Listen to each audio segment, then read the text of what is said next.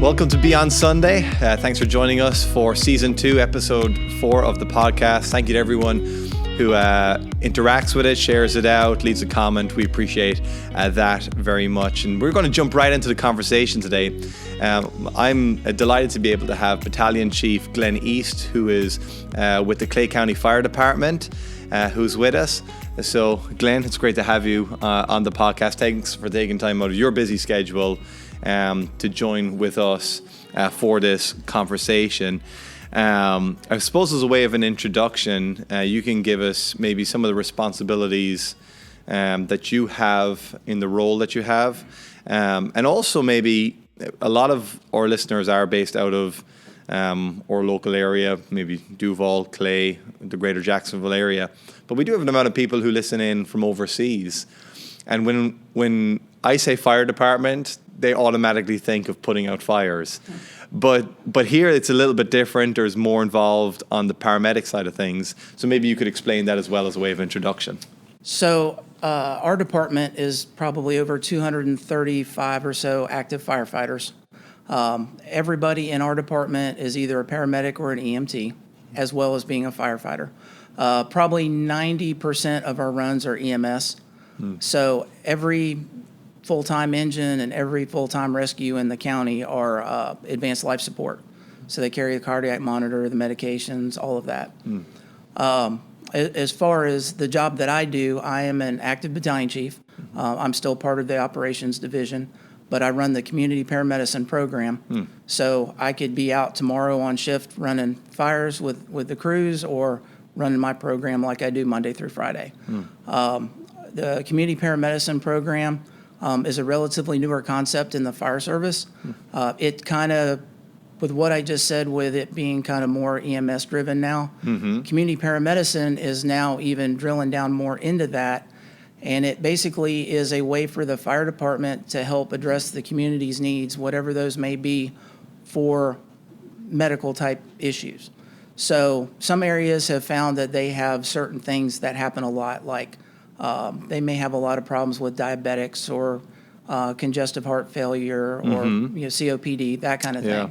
So they've gotten grants and work with programs that basically help address those issues to try to bring those numbers down. In Clay County, the program that we're doing, we're probably about 3 years into it. I've been part of this program for about 2 years. It started out with what we call the vulnerable population, which simply was just following our runs and looking at how many times did we go to a residence. So lift assist is one of our big ones. We have a lot of elderly or people that maybe aren't elderly but have some kind of a disability that now all of a sudden they're having to call to get help to get up off the floor or to go to the bathroom we've had some people that come very dependent on the system. We had one lady last year that called like 100 times in 6 months. Wow. So what we do is they're not in trouble and we're not going to stop going to them. For sure. We just try to help eliminate some of those things that would make them feel like they need to make a non-emergency call to come for something. We, by all means, want them still to call for emergency type situations. So, and then the other thing, then we probably dealt with over 300 people or so since we started just assisting with the vulnerable population. The other thing that we do, and I know you're well aware of, is our Overdose Data to Action program. We work in conjunction with the Florida Department of Health under a grant. We're subcontracted to them, and we run a medication-assisted treatment program for opioids through that program. Yeah, and I think that's probably the main thoroughfare of our conversation today, is we hosted here at the Springs Church the Clay County Opioid Awareness Seminar here a few months back ago. It was an excellent seminar, and we got so much feedback from people who come to this church who either have been affected or know someone that's been affected by the opioid crisis. And that's kind of what we kind of want to hone in on today. But just maybe to continue in our introduction, because I'm a Clay County resident. I'm very proud to live here in this community. You guys do a fantastic job, and it's been great to kind of connect with you guys on a more of a personal basis. Maybe just give our listeners insight into why you joined up in the first place. How long have you been serving? So I started in 1989 over in St. Johns County as a volunteer. Wow. I had gone away to college for a year, came home, figured out it was expensive to go to school out of state. Yeah. Decided to stay home and go to school, joined the Army, went into the Army Reserves, Wow. and ended up becoming a rail movement coordinator. And then I switched over to the Florida Guard after a unit shut down and became a flight medic on a Huey helicopter because of the skills that I already had with the fire department. But started out as a volunteer, really enjoyed it, found out I could get paid to do it, and ended up coming to Clay County in 1990, and I've been here ever since. So 1990, right now, that's about 22 years there that you've been Actually, kind of serving. 32 years. 32 years that With Clay wow, County, 32 yeah. years in Clay County. My man, it's terrible. So in that time frame that you've been doing, you've obviously seen a lot of changes that have Yeah. transpired here in our community, but also just in how the opioid crisis has changed the type of drugs that are being used. What are some of the changes that have taken place that you have seen, and how has that changed how we are interacting with the crisis? So for most of my career, I mean, most of us spent a lot of time on rescue. Excuse me. And we're going to all these calls anyway. We had Narcan on the trucks, and the idea of going to an overdose was just something that happened every once in a while. And it started increasing around 2015. And then 2017 was the worst year we've had in the history of the county. And it was like, holy cow, what are we into? 2015, you said? 2015 was when it started getting bad. Yeah. But then by 2017 was the worst year. the worst year that we had in Wow. the history of the county for any kind of an opioid overdose. Wow.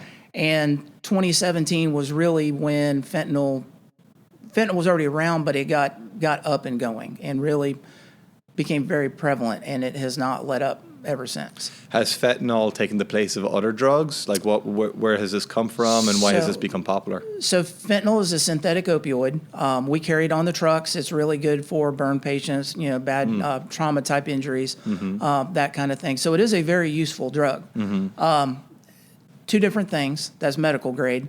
The stuff that we're getting is coming in from China. A lot of it is coming from China into Mexico in components, and it's being put together in labs. And that's people much smarter than me can explain how Yeah. that happens. Wow. But and then it's coming across the border, or it's just coming in by mail.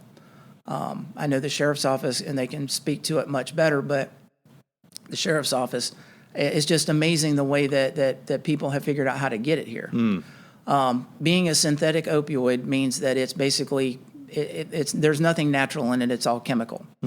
So previously the issue was heroin, and heroin's grown from poppy seeds. So Afghanistan, those areas, a lot of poppies, the seeds would get made into heroin. There was a lot of poppies being grown in Mexico, and it's kind of gotten to the point that there's so much heroin out there available.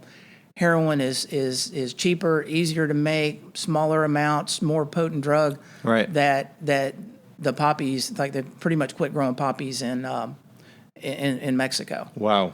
And what we're finding now is, from what the sheriff's office is telling us, probably 80% of all street drugs have fentanyl in them. So whether it's meth, cocaine, we've had clients come in and we've had what they've used tested by our narcotics department or from the sheriff's office, and there's fentanyl in everything. So that kind of attributes to why there's been so many more overdoses. Right. Well, that's what I was going to ask next. Yeah. Next, is it make it more dangerous? Like, what is there Absolutely. a bigger danger to heroin in this? Absolutely. So where people thought that they knew what they were doing with heroin or with certain drugs, fentanyl's being added to it because I guess in that market it's whatever gets you the best, or whatever has the hardest hit on you, Right. is what people are going after. Right. So, and I hate to even say this, but we've been made aware that if somebody knows that somebody has overdosed on something, that's what everybody looks for. So fentanyl is being added somewhere in that supply chain with the idea of, I'm going to make my cocaine stronger, I'm going to make my meth stronger, my pot, whatever. And eventually, I think the shift is to try to get everybody over to fentanyl. Mm-hmm. One of the things that was very apparent at the seminar was just the effect that it's having on the community, and you in particular shared some of the statistics that we were facing, and I think that this is why we're calling it a crisis, because it is truly a crisis in our community. And as a pastor and as part of the faith community here, where we're very involved in the outreach in our community, we're seeing the effects of this on the ground as well. Would you mind maybe sharing some of those statistics, give us an insight into what the effect of this is on our community? Sure. So to use some of the stats that I used back then, and I'm going to read this one off because you can get a little tongue-tied with this one. Sure. According to the CDC, fatal overdoses in Clay County increased 42.7% in the 12-month period, April 20 to April 21, from the previous year, which is higher than the national average increase of 28.5% over the same period. Wow. So we were basically double in that 1 year period of our increase of overdoses above what the nation was seeing. Mm-hmm. Wow. Clay County ranks 22 out of 67 counties in the state for overdoses of all types, whether it's intentional, opioids, or any other kind of drugs. Which is amazing, because you would think that when you think of Clay County, you think almost rural, but it ranks 22 amongst. Yeah. So even when you think of all the big cities and urban areas that we have in Florida, an area like Clay County is not immune from this. No, and I think to say that Clay County is a rural county now, I mean, obviously we're not downtown Jacksonville. For sure. But I think that rural is slowly decreasing, because we've got a lot more urban and suburban with all the subdivisions. And then we were talking earlier about the growth. Right. Which means, everybody that's coming here, we all have problems. We all have issues. We're all dealing with things. Our families are dealing with things. So everybody that's moving here is bringing those issues here, but we don't have any additional resources, and we're already limited to be able to handle those things. For sure. I think that a lot of the numbers, like last year, we had 18 overdoses a week. That was all types, whether it was a suicide attempt, accidental, a street drug related, Sure. Those kinds of things. In 2021, the fire rescue saw 529 opioid related overdose incidents. And those are based on Narcan administrations for the reversal agent to be able to reverse that. Do you mind pausing for a moment and just kind of maybe explaining to our listeners what the Narcan is? Sure. And what the Narcan does? Without getting to chemistry, yes. It's called an agonist, which basically just means that it works on receptors in the brain that are what they call the morphine receptors. And what it does is if there's an opioid that has bound to those receptors, it basically knocks them off, which is what causes the reversal. And for any type of opioid, if somebody's unresponsive, they're barely breathing, whatever, even if it's an accidental thing, you can give them Narcan, and Narcan will reverse that. And by knocking it off and then letting them. It seems like it's quite almost like just a miraculous, amazing kind of instrument that you guys use, because it seems to be very effective in dealing with the overdose situation. But it's almost like a two-edged sword, because it seems like from the awareness seminar that people who are caught up in the addiction of it know that that's available to them and almost use it as a... There's been a lot of conversation about, why are we giving out Narcan? All you're doing is enabling. The last thing we want to do is enable. Right. Our primary stated goal for all of this was reducing opioid-related overdose deaths. So if we have a tool that we can get out in the community, similar to the idea of a bee sting kit, and the scenario I like to give, and this kind of goes back to when I was in high school, there was a kid that left where I went to a different school. He got into something. Mom went in his room the next morning to find him, and he was out. Wow. And, she didn't know if he died during the night, if he had just died, whatever. But that was back in like the 80s. If she had Wow. some Narcan and could have administered Narcan, maybe she could have revived him before the crews got there. Right.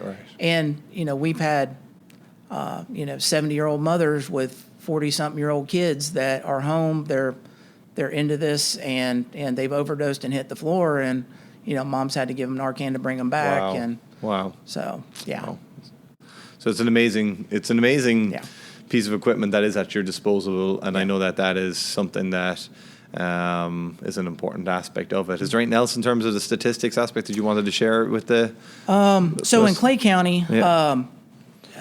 we don't bear out the same stats that the rest of the country. Yeah. It definitely is a minority issue in most of the country, and a lot of focus has gone to that. The numbers that we're seeing in Clay County is 85% white and 54% male. Wow. And that was from 2021. Wow. Actually, the 22 numbers, it seemed like, are trending even more so white and male. Wow. We have the 32068 zip code made up 40% of the overdoses for the county, which was Clay County and Middleburg. Clay Hill and Middleburg. Wow. And then 72% of the overdoses for last year, and this year it's looking like closer to 80%, were residential. So we're not talking about somebody out in an alleyway behind a business or whatever that's shooting up and Wow. that kind of thing. We started doing some internal polling of the clients that come into our program, and probably 80-90% of our clients are snorting. They're not IV drug users. Most of them have figured out that's just, that's not a path they want to go down. Let's see if there was anything else. Which is extraordinary because, even with the police department on that night, the representative, Director McKinley, on that night, I believe he was speaking a lot about even social media being used to kind of reach the young teenage population, young adult population, to entice people into this. And then, I guess, if it's residential, and, people probably have a stereotype in their mind of what and where this takes place, but you're saying it's 80% residential. That means it's kind of in every neighborhood, it's in every type of house, every kind of economic background. Yeah. So if that's the case, then the awareness is a big aspect to tackling this problem. What should parents, families be looking out for right now when it comes to preventing and getting ahead of this becoming an issue? So, as we talked before, you know that I've dealt with this in my family, and I'm not going to say fortunately because there's nothing fortunate about it, but we found out that my son had a drug problem. We knew he was drinking. We knew that he was getting in pills. We knew that he was running in circles that obviously we weren't happy with, but he was over 18, and there was nothing we could do about it at that point. And he wasn't living at home. So there were things that popped up in the process looking back now. Once he got arrested was when we found out that he actually had a heroin problem. Wow. And this was in 2014. So he ended up going to prison, and it was over theft. There was no drug charges, which is just kind of an odd circumstance. But, I sat in prison and looked at him and said, look, I'm glad you got arrested because I can come see you. If you were out there now with the fentanyl and everything else, you'd probably be gone. Wow. And a lot of people are living with that. So a lot of the things like the drinking and the different things, you see that and you'd like to think, well, that's just it. Nobody ever wants to think, oh, my kid is doing heroin, my kid is doing drugs. I know that was really a source of great stress for my wife and I. Of course. Because she felt like I was accusing him. And I wasn't that smart, but I was smart enough to know that something wasn't matching up with what we were being told. Right. My biggest advice for parents right now, especially, and not even just parents of high school kids, I'm talking the 18 and up. We had the 30 to 49 group, 49 age group was 37% of all overdoses last year. And 50 to 64 was 26% of all overdoses. Wow. But if there's a silver lining in this cloud, it's the fact that 18 and under is like 1% of our overdoses. And that's probably more psychological related than it is street drug. But watch your kids, watch their money, watch the people that they're hanging out with if they're always broke. We're learning that ADHD right now is one of the big, and ADHD meds is one of the big precursors to drug addiction. Wow. Which my son struggled with that, and now we're seeing it. Fortunately, he has done his time. He's down in Tampa. He just got a great new job. Fantastic. He's kind of worked his way up, so Great he's news. seeing some success, and he's healthy and safe, and It's wonderful. so we're really happy right now that things are going well for him. But probably one of the biggest things is if your kid or a family member is sick all the time, it's not the signs of the overdose or the signs of using drugs that you're going to see. To me, that stood out. Looking back, it was the signs of them not getting the drugs. So, if it seems like they've got the flu, they're nauseated, sweating, fever, chills, all of those things. If that's happening a lot and it's just happening frequently, it's probably not the flu. Right. You might want to look deeper to see what's going on. Wow. So looking back, that was the biggest clue. And then social media. Social media and cell phones have been the biggest driving factor in this. Wow. Meetup spots, how to find a dealer. We're finding from our clients giving us information that everything's happening on cell phones. You can go on Snapchat and other apps. There's certain emojis that all they got to do is put the emoji up, and people know what that means.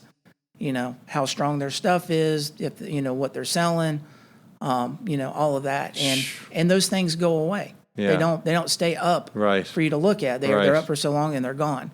So law enforcement is struggling with that as well. Wow, it's extraordinary. Such a difficult one to tackle. And then you said it's kind of more that middle age group that's the higher effect of that. What's the lead up there? Is it just crises in life? Is it like what's the main on ramp to that? So I think it's a lot of things. I think it's some of it is trauma. Yeah. We probably, just throwing a number out, probably 80% of the people that have come into our program have some kind of an injury, whether it was an on-the-job injury, a car wreck, motorcycle wreck, something happened, they got put on an opioid. Back, it's no secret, back a few years ago, opioids were given out way, way, way too much. And now we're reaping that. Right. That when they started doing the pain clinics and started restricting doctors on how much they could write and cut down on some of that freely just dispensing of opioids, they didn't get rid of the people that had addiction. And so then they went to whatever they could find, which was the street drugs. And that's why things have evolved to where they are. And then you had asked earlier too about COVID. We actually saw an uptick during the COVID years. So it was really high in 2017. It dropped just a little bit, but then it picked back up. Wow. Some of that was, isolation, people being at home, stimulus checks, tax returns, a perfect storm of Wow. nothing's going on, nobody's expecting me to really do anything or be anywhere, and then depression on top of it. Wow. So it just has been a perfect storm. Kicked it off. Yeah. Wow. Yeah, that's quite extraordinary. Now, for me, I'm a pastor, and I originally from Ireland, moved here about 8 years ago, and this would be considered to many people the Bible Belt, where we drive down the road and there's a lot of churches in our community, and so for me, I look at it and I go, we should be part of the solution. If there is a crisis in our community, the church should be on the front lines helping to change the story on this. We, by our very nature, we believe that God's a redeemer, and He can change and turn these situations and redeem them. So, a kind of a question for you, Glenn, is what, from your perspective within the fire department, would you expect, or how can, maybe in a better way, the faith community be a part of changing the storyline of what's happening here in our county and further afield? So first off, we lack in services.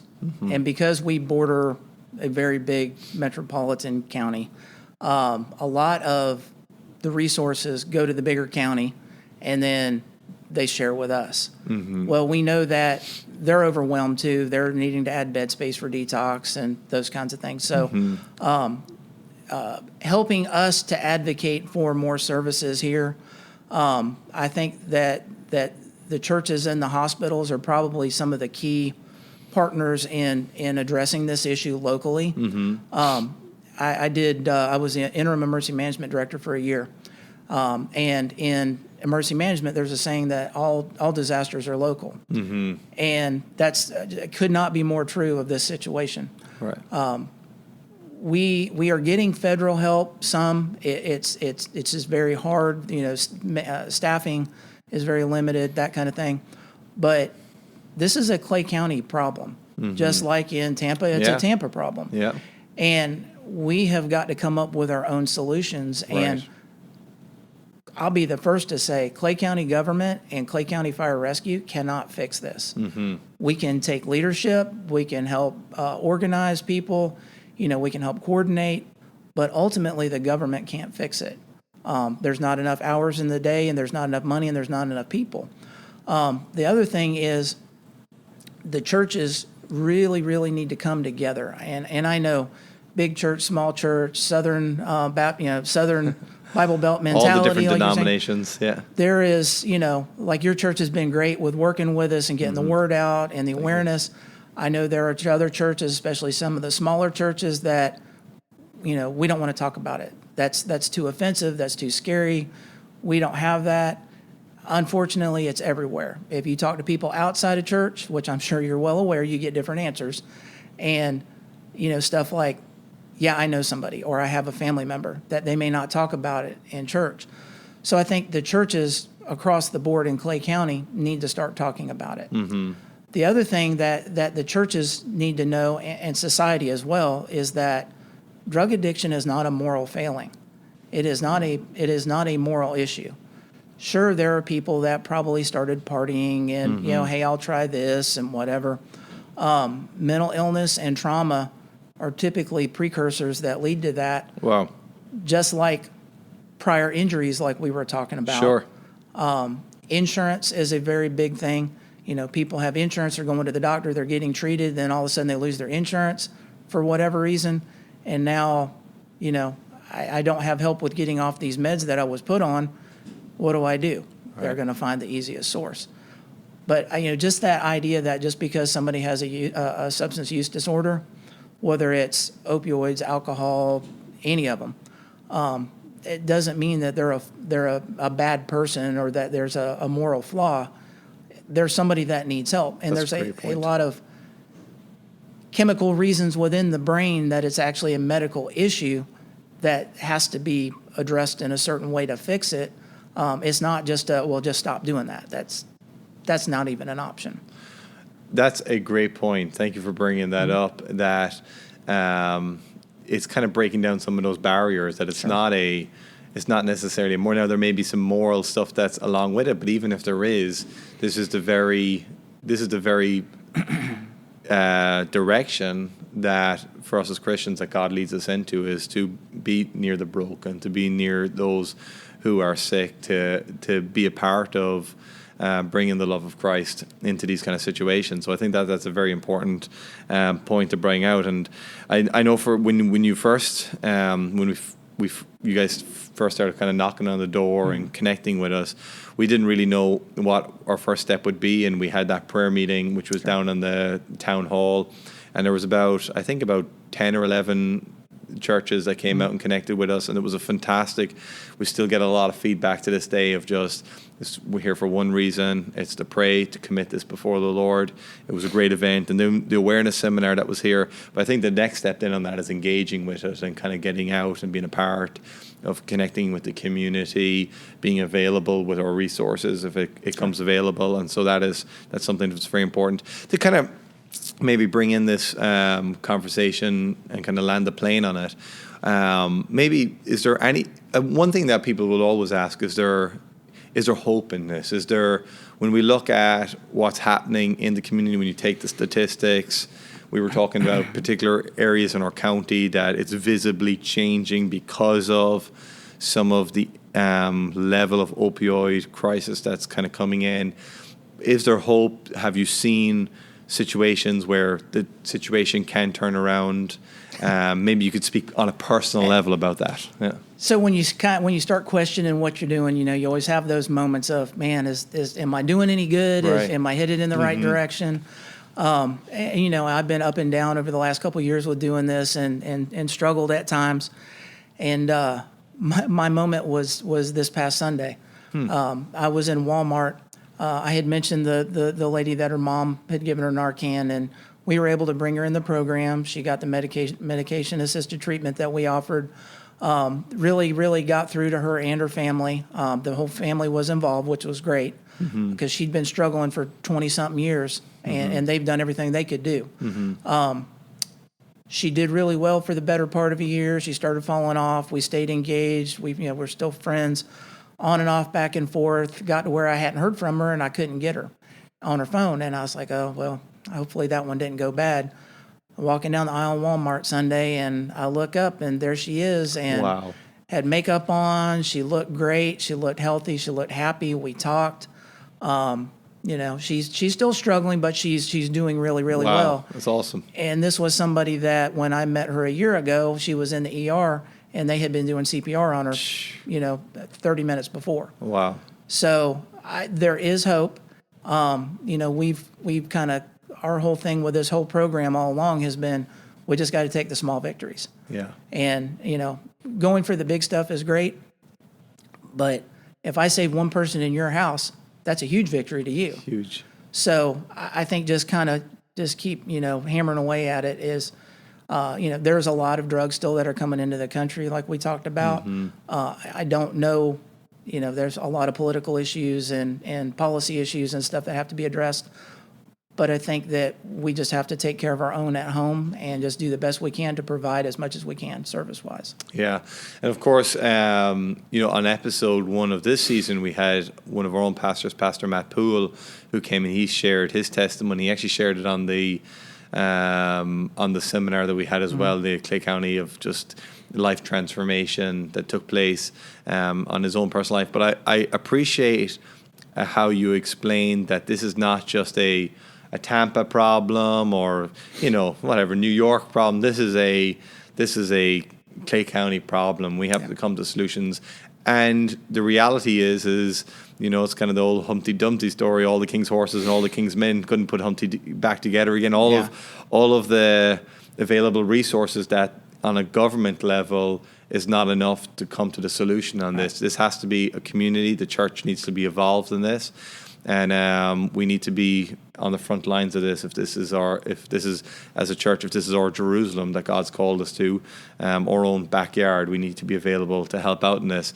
Maybe last thought on this, Glenn, is if somebody is listening in today and they're in our community or our area and they're looking for help, where would you recommend they turn to first? So in Clay County, the program that we have, we work in conjunction with Clay Behavioral. So anybody that comes in and receives medication from us, we do it for up to 7 days, and then we do a warm handoff. We also have recovery peer specialists, which are people that have been through it. So we connect them to all kinds of resources. They can call 904-284-7703 and just tell them they need help with addiction, they need help with opioids. That's our fire department non-emergency number, and they know how to get a hold of us. And even if it's not an opioid issue, if they need help, they just don't know where to go. If they call us, we probably have done 100, 150 referrals in the last year and a half or so, just to help people get connected to something. So we know where a lot of the resources are that are out there, and we'll be happy to help them out. Fantastic, Glenn. Thanks so much for taking your time to come in and speak with us today. We really appreciate it, and our prayers are with you guys. And as a church, we're here to help and to move on whatever you guys are asking us. So we appreciate that. Yes. Thank you, and thank you for having me. Of course. Thank you to everyone who's listened in. We appreciate it. We look forward to speaking or to coming to you guys again soon. Have a good one. Bye-bye.